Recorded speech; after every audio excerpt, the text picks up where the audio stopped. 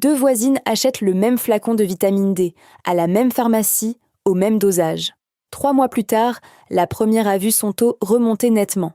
La seconde, presque pas. Même produit, même dose, même assiduité. La différence ne tenait qu'à une seule chose, le moment de la prise. Aujourd'hui, je vous montre le meilleur moment pour prendre votre vitamine D, le pire moment, celui que des millions de personnes choisissent sans le savoir, et le petit détail dans l'assiette qui change tout. Une précision honnête avant tout, je ne vais pas vous dire quelle dose prendre. Ça, c'est le rôle de votre médecin ou de votre pharmacien, idéalement après une prise de sang. Et la vitamine D n'est pas une pilule miracle. Elle ne compense ni une alimentation déséquilibrée, ni un manque de sommeil. Mais si vous en prenez déjà, autant que chaque goutte serve vraiment. Et là, le moment de la prise ferait une différence considérable. Pourquoi ? Tout tient en un mot, liposoluble. La vitamine D ne se dissout pas dans l'eau, elle se dissout dans le gras. Suivez son trajet en 3 étapes. 1. Quand vous mangez un repas contenant des graisses, votre vésicule biliaire libère de la bile dans l'intestin. 2. Cette bile enrobe les graisses et forme de minuscules gouttelettes, les micelles, de véritables taxis microscopiques. 3. La vitamine D monte dans ces taxis, traverse la paroi intestinale avec eux et rejoint enfin le sang. Maintenant, retirez le gras de l'équation. Pas de repas, pas de bile, pas de taxi. Une grande partie de la vitamine traverse alors le tube digestif et ressort, tout simplement.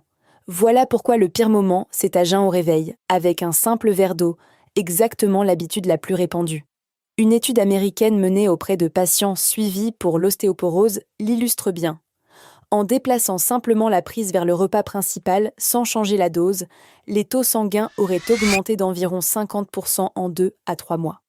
Bien absorber ce que l'on avale, voilà une règle qui vaut pour les compléments comme pour l'assiette. C'est d'ailleurs l'un des principes fondateurs de notre méthode Reset, notre programme de 12 jours à base de smoothie, où chaque ingrédient est choisi pour être réellement assimilé par le corps. Et regardez ce que les femmes nous envoient. Ce message, par exemple, moins 4 kg d'œufs pour son mari, qui a suivi le programme avec elle. Si vous voulez démarrer votre perte de poids, le lien est juste en description. Alors, quel est le meilleur moment ? Le repas le plus gras de votre journée, pour la plupart d'entre nous, le déjeuner ou le dîner. Pas besoin d'un festin. Un filet d'huile d'olive sur les légumes, un demi-avocat, un œuf, une poignée de noix ou un morceau de fromage. Quelques grammes de bonne graisse suffisent à fabriquer les fameux taxis. Le rituel idéal, la prendre toujours au même repas, par exemple au déjeuner, pour ne jamais l'oublier parce que la régularité compte plus que tout. La vitamine D se stocke lentement, semaine après semaine. Et le soir alors, c'est là que ça devient intéressant. Chez certaines personnes, une prise tardive pourrait gêner l'endormissement. La vitamine D interagirait avec la mélatonine, l'hormone du sommeil. Ce n'est pas démontré pour tout le monde, mais si vous dormez mal et que vous la prenez au dîner, le test est simple, basculez au déjeuner pendant 2 semaines et observez vos nuits. D'ailleurs, autre message reçu cette semaine, moins 3,7 kg en 5 jours, moins 4 cm de tour de taille. Les bons réglages au bon moment. Récapitulons l'erreur numéro 1. La prise à jeun au saut du lit avec un verre d'eau. Parce que c'est le moment où l'on pense à ces compléments.